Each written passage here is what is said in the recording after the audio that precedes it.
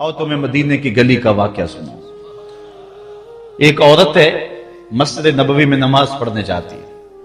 یہ حضرت عمر کے دور خلافت کی کہانی ہے۔ تو ایک نوجوان راستہ روک کے کھڑا ہو جاتا ہے۔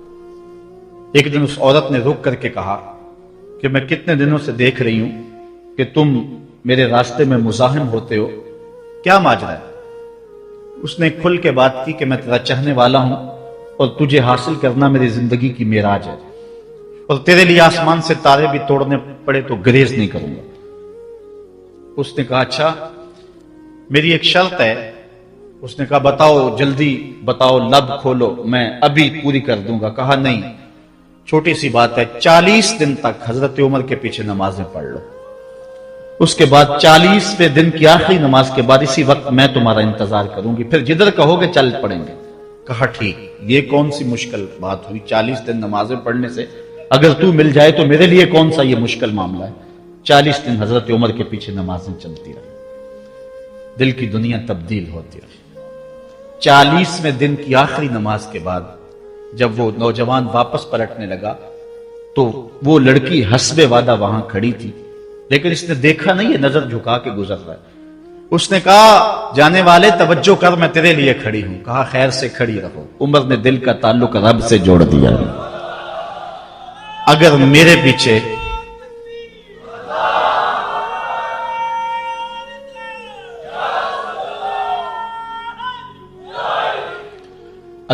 پیچھے ایک بندہ 40 سال نماز پڑھتا رہے اور اس میں تبدیلی پیدا نہ ہو تو پھر مجھے شرم آنی چاہیے کہ نہیں آنی چاہیے؟ یار یہ تو میں ایک امام کی بات سنائی ہے، اور تمہیں دلی کے ایک مانگت کی کہانی سناؤں۔ دلی کی جامع مسجد کی سیڑھیوں پہ ایک مانگنے والا بیٹھا ہوا ہے۔ ایک بہت بڑا انگریز افسر مسجد کی وزٹ کے لیے آیا، اس نے ہاتھ پھیلا دیا، اس نے اپنی جیب سے پرس نکال کر کے چند روپے اس کی جیب میں رکھے، دوبارہ جب پرس ڈالنے لگا تو پرس گر گیا۔ اس مانگنے والے نے وہ پرس اٹھا کے سنبھال لیا۔ خیر کچھ وقت گزرا، 1 سال کے بعد دوبارہ وہی افسر اس مسجد کی زیارت کے لیے، مسجد کو دیکھنے کے لیے، سیر کے لیے دوبارہ آیا تو فقیر نے پہچان لیا کہ یہ وہی ہے۔ اس نے کہا بابو جان ذرا 2 لمحوں کے لیے رکنا۔ کہا کیا ماجرا ہے؟ کہا بس 2 لمحوں کے لیے۔ دوڑ کے گیا، اپنی کٹیا سے وہ پرس نکال کے لے آیا اور اس کے ہاتھ میں کہا کہ پچھلے سال آپ آئے تھے، آپ کا یہ پرس گر گیا تھا آپ کی جیب سے، میں ڈھونڈتا رہا لیکن آپ نہیں مل پائے، میں نے سنبھال کے رکھا تھا کہ شاید دوبارہ کبھی ملیں تو میں ان کو دے دوں گا۔ اس کی آنکھیں پھٹی کی پھٹی رہ گئی۔ اس نے کہا جو ٹگا ٹگا مانگ رہا ہے، اتنا قیمتی پرس اور اس میں اتنی رقم، وہ آسودہ زندگی گزار سکتا تھا، تو یہ پرس واپس کیوں کر رہا ہے؟ اس نے کہا مانگنے کی بات اور ہے لیکن یہاں ماجرا اور ہے۔ اس نے کہا کیا ماجرا ہے؟ اس نے کہا کہ اگر تیرا پرس میں سنبھال لیتا، رکھ لیتا، کام آ جاتا، 4 دن کی زندگی عیش سے گزر جاتی، لیکن مسئلہ یہ نہیں ہے، مسئلہ یہ ہے تو عیسائی ہے اور میں حضور کا غلام ہوں۔ کل قیامت کے دن اگر تیرے نبی حضرت عیسیٰ نے میرے نبی کے سامنے شکایت لگا دی کہ آپ کے امتی نے میرے امتی کا پرس چرایا تھا، تو پھر میرے نبی کو تیرے نبی کے سامنے شرمندگی اٹھانی پڑے گی۔ تو میں مانگت ضرور ہوں، بے غیرت نہیں ہوں کہ اپنے نبی کو تیرے نبی کے سامنے شرمندہ کروں۔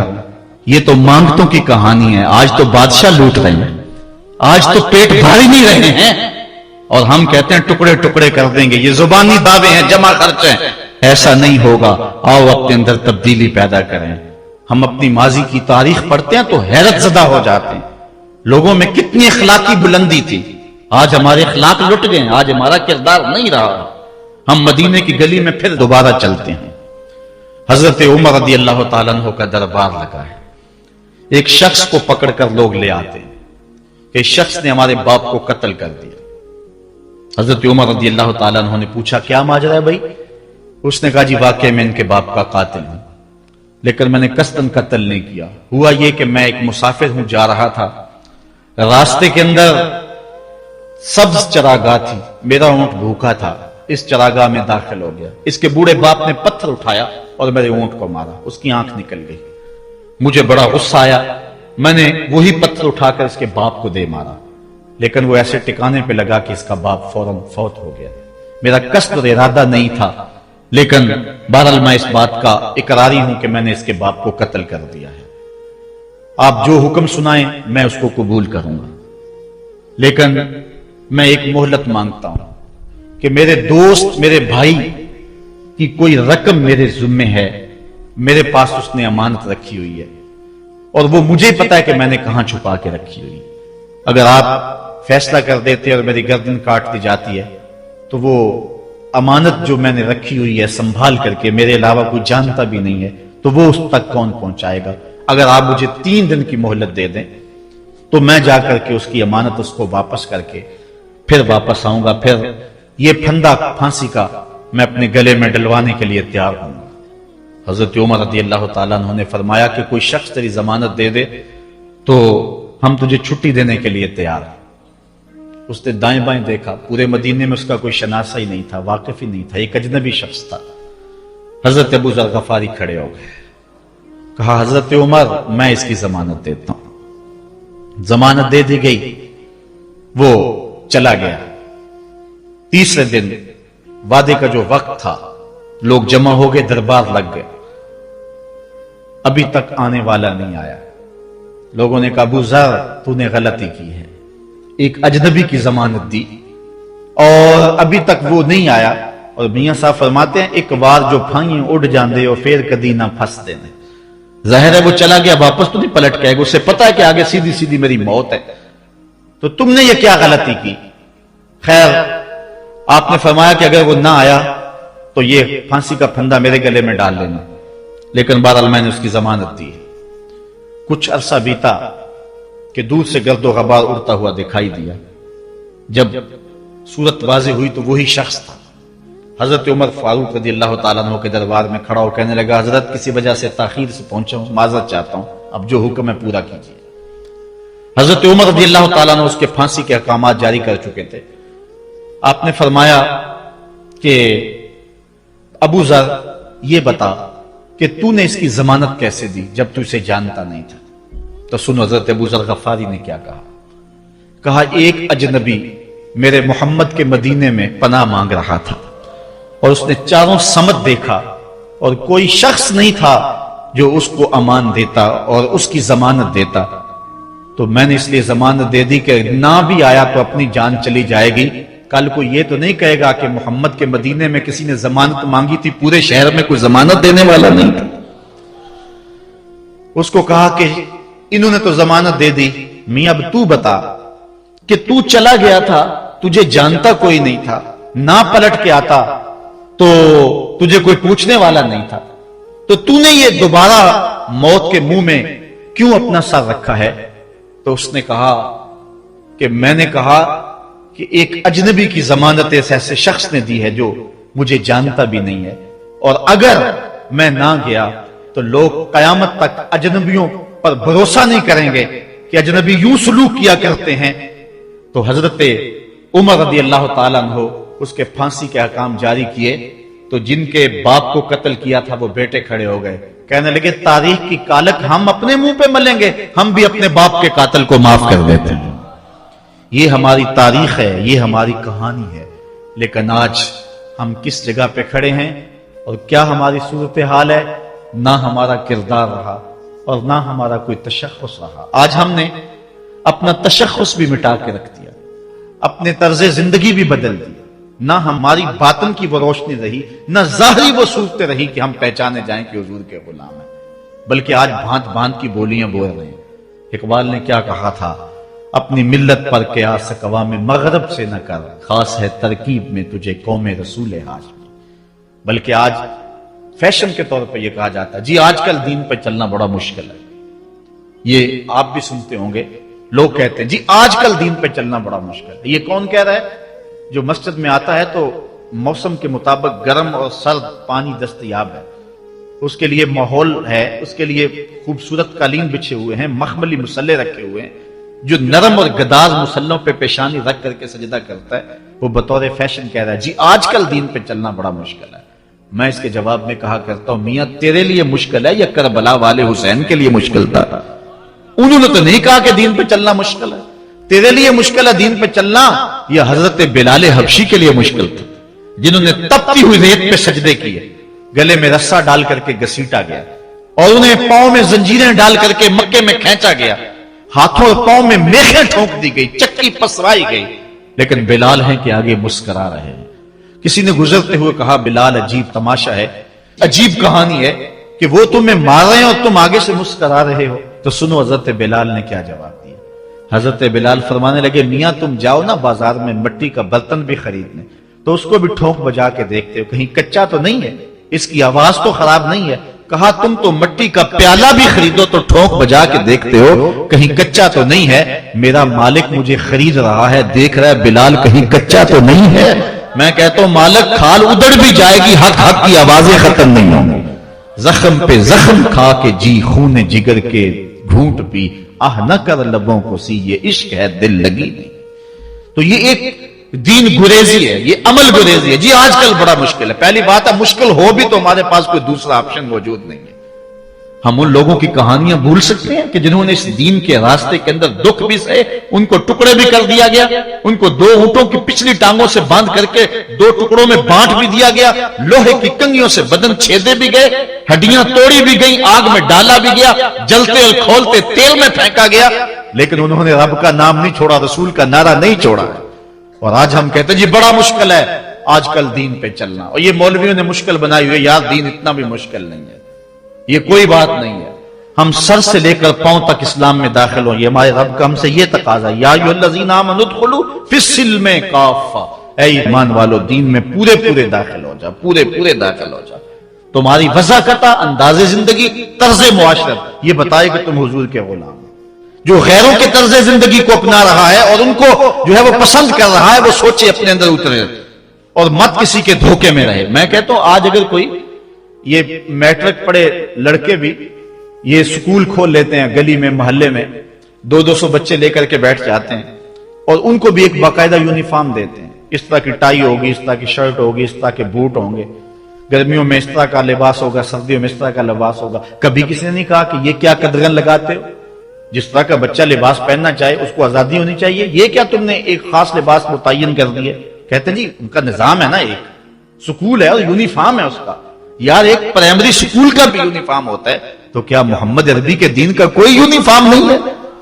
حضور علیہ الصلوۃ والسلام کی زندگی، حضور علیہ الصلوۃ والسلام کے شب و روز اور حضور علیہ الصلوۃ والسلام کا انداز معاشرت، حضور کی وضاحت، حضور کا لباس، یہ اپناؤ اور یہی زندگی کا حسن ہے. اسلام کے حوالے سے معذرت خواہانہ رویہ ترک کر دینا چاہیے ہمیں. اور آج ہمارے جو ہے وہ محراب و منبر کے جو وارثین ہیں انہوں نے بھی مسالت کر لی ہوئی ہے. جو کوئی بات نہیں ہے، اسلام صرف زبان سے اسلام کہہ دینے کا نام نہیں ہے. چمی گوہم مسلمانم بلرزم کہ دانم مشکلات لا الہ. جب میں کہتا ہوں میں مسلمان ہوں تو کانپ جاتا ہوں، اس لیے کہ لا الہ الا اللہ کے تقاضوں کو سمجھتا ہوں. جب بیعت عقبہ ثانیہ ہوئی ہے تو حضرت اسد بن زرارہ کھڑے ہو گئے. جب صحابہ حضور سے بیعت کرنے لگے اور 70 تعداد تھی ان کی، تو حضرت اسد بن زرارہ خزرجی کھڑے ہو گئے اور ان کو کہا کہ اے انصار، ان سے بیعت کرنے سے قبل سوچ لو، یوں ہی بے توجہی میں ہاتھ نہ بڑھا دینا، بے خبری میں یوں ہی ایسے ہی ہاتھ نہ بڑھا دینا، پہلے سوچ لو. بیعت کرنے کا مقصد یہ ہے تمہیں جو ہے وہ وقت کے جبر کے ساتھ پورے عرب کے ساتھ ٹکر لینا ہوگی. جو بھی کفر کے نظام کا حصہ ہے تم اس کے ساتھ ٹکراؤ کرنا ہوگا، اور حتیٰ کہ تمہاری کھال بھی ادھیڑ دی جائے گی، سخت تلواروں سے تمہارے کلیجے چبائے جائیں گے. اگر تم اس کے لیے تیار ہو تو پھر آؤ بیعت کرو. یہ نہیں ہے کہ بس تم کہہ لو کہ ہم مسلمان اور بس کافی ہے. نہیں، چمی گوئے مسلمانم بلرزم کہ دانم مشکلات لا الہ. آج ہمیں اس سمت بھی آنے کی ضرورت ہے، اس انداز سے دیکھنے کی ضرورت ہے کہ ہم سر سے لے کر پاؤں تک اسلام کے سانچے میں آئے. ہمارے اصلاح کے حوالے سے ایک اہم پوائنٹ جس پر میں آپ کی توجہ دلانا چاہتا ہوں وہ یہ ہے کہ فرائض و واجبات کو ترجیحی بنیادوں پہ رکھیں. آج بطور مسلم ہمارا جو رویہ ہو چکا ہے، ہم مستحبات اور مباحات کے پیچھے پڑے ہوئے ہیں، اور اس کے مقابلے میں جو سنن، فرائض اور واجبات ہیں ان کی پرواہ چھوڑ چکے ہوئے ہیں. دین میں کتنے امور ہیں جو صرف مباح کی حد تک ہیں، کر لو تو ٹھیک، نہ کرو تو پھر بھی ٹھیک، اور کتنے امور ایسے ہیں کہ جو صرف استحباب کے زمرے میں آتے ہیں. لیکن ہم کتنی چیزوں کو اس انداز سے گلے لگائے ہوئے ہیں کہ جس طرح فرض ہو.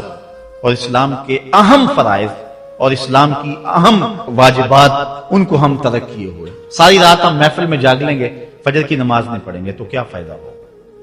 ہم حضور علیہ الصلوۃ والسلام کے میلاد پہ جھنڈیاں بھی لگا لیں گے، سب کچھ کر لیں گے، لیکن حضور علیہ الصلوۃ والسلام کی سنت سیرت کو ترک کر دیں گے تو بتاؤ کہ اس سے کیا حضور کی رضا میں حاصل ہو جائے گی؟ ہاں، اگر فرائض کی ادائیگی کے بعد ان کاموں کو کرو تو یہ تمہارے لیے بہتری کا سامان ہے. اور اس پر ایک دو روایات آپ کے سامنے رکھوں. ایک طرف حضور علیہ الصلوۃ والسلام سے محض محبت کا دعویٰ ہے، اور ایک حضور علیہ الصلوۃ والسلام کے دیے ہوئے دین کو اور حضور علیہ الصلوۃ والسلام کے پیغام کو اپنانا ہے. بلکہ ایک طرف اپنی طرف سے اظہار محبت ہو اور وہ سچا ہی ہو، اور دوسری طرف حضور کا حکم ہو تو حکم ترجیح پا جائے گا. حضرت عبداللہ ابن رواحہ رضی اللہ تعالی عنہ یہ حضور علیہ الصلوۃ والسلام کے درباری شاعر ہیں. ویسے تو 34 سے 35 لوگ حضور علیہ الصلوۃ والسلام کی باقاعدہ نعت خوانی کرتے تھے. ویسے تو ہر صحابہ حضور کا نعت خواں تھا، لیکن یہ باقاعدہ حضور کی ثنا کیا کرتے تھے. لیکن 3 اصحاب جو ہیں یہ خاص طور پہ حضور علیہ الصلوۃ والسلام کے درباری نعت خواں کہلاتے ہیں. حضرت کعب بن زہیر، حضرت حسان بن ثابت اور حضرت عبداللہ ابن رواحہ رضی اللہ تعالی عنہ. حضرت عبداللہ ابن رواحہ کو حضور نے حکم دیا کہ صبح فجر کی نماز کے بعد ہی تم لوگوں کو لے کر کے فلاں جنگ کے لیے نکل جانا. اب یہ بات سمجھ میں یہاں آ رہی ہے کہ حضور علیہ الصلوۃ والسلام کے نعت خواں صرف نعت خواں ہی نہیں تھے، وہ مجاہد بھی تھے. وہ تلوار بھی اٹھاتے تھے، وہ جنگیں بھی کیا کرتے تھے. اور حضرت عبداللہ ابن رواحہ جن کا یہ میں تذکرہ کر رہا ہوں، یہ جنگ موتا کے اندر ان کی شہادت ہوئی ہے. یعنی یہ نہیں ہے کہ صرف زبانی دعویٰ اور جو ہے وہ عمل نہیں ہے. حضور علیہ الصلوۃ والسلام کی حرمت پہ حملہ ہو اور میدان کے اندر کوئی شخص نہ آئے اور اسٹیج کے اوپر جتنے مرضی دعوے کرتا رہے، اس کے دعوے قبول نہیں ہوں گے. تو اب حضرت عبداللہ ابن رواحہ رضی اللہ تعالیٰ عنہ کا عمل دیکھیے، نعت خواں بھی ہیں اور مجاہد بھی ہیں دین کے. حضور نے فرمایا عبداللہ ابن رواحہ ان لوگوں کو لے کر صبح چلے جانا. حضرت عبداللہ ابن رواحہ کے پاس تیز رفتار گھوڑا تھا. آپ نے سب لوگوں کو صبح رخصت کر دیا، لیکن خود رک گئے اس لیے کہ دن تھا جمعے کا.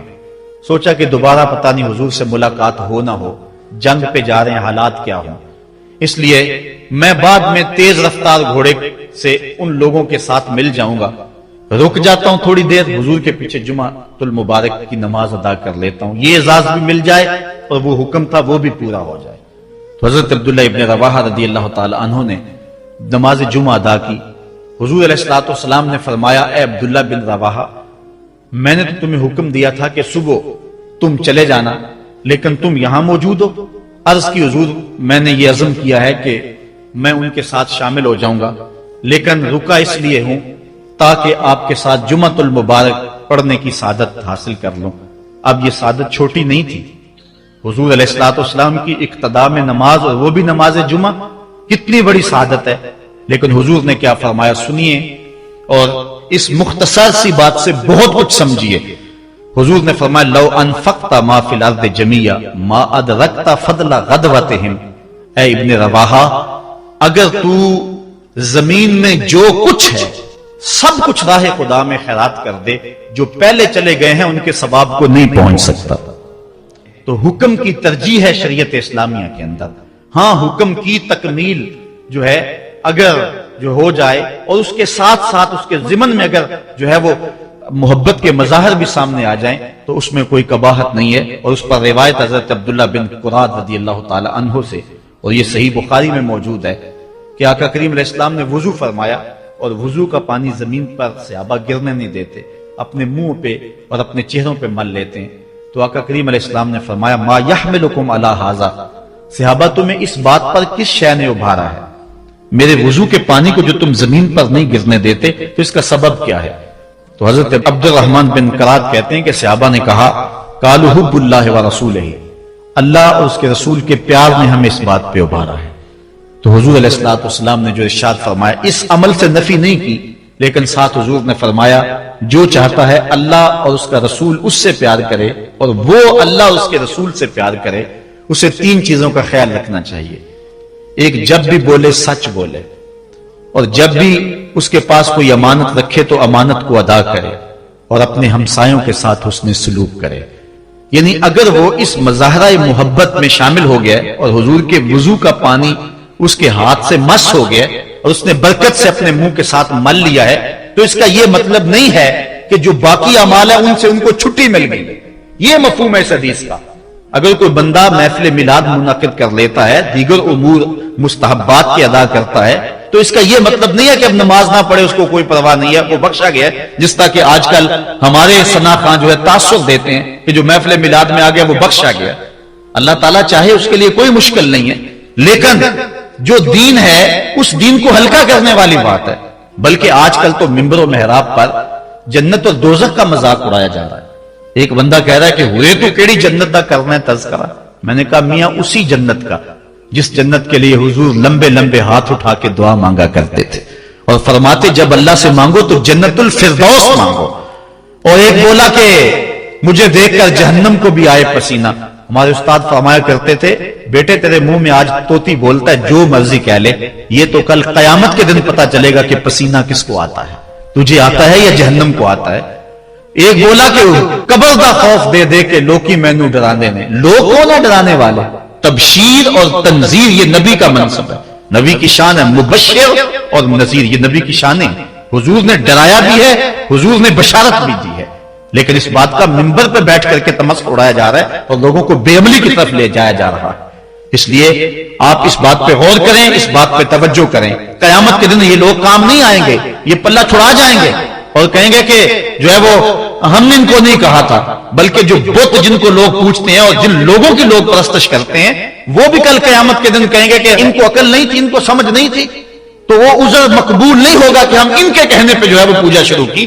اس لیے اگر کوئی شخص تمہیں عمل سے بے رغبت کرنا چاہتا ہے اور تبشیر و تنذیر کو تمہاری نظر میں ہلکا کر دینا چاہتا ہے اور تم اس کے اس انداز سے عبادت کو ہلکا سمجھنے لگ جاتے ہو، تو کل قیامت کے دن کوئی عذر مسموع نہیں ہوگا. اللہ نے عقل دی ہے، اللہ نے سمجھ دی ہے.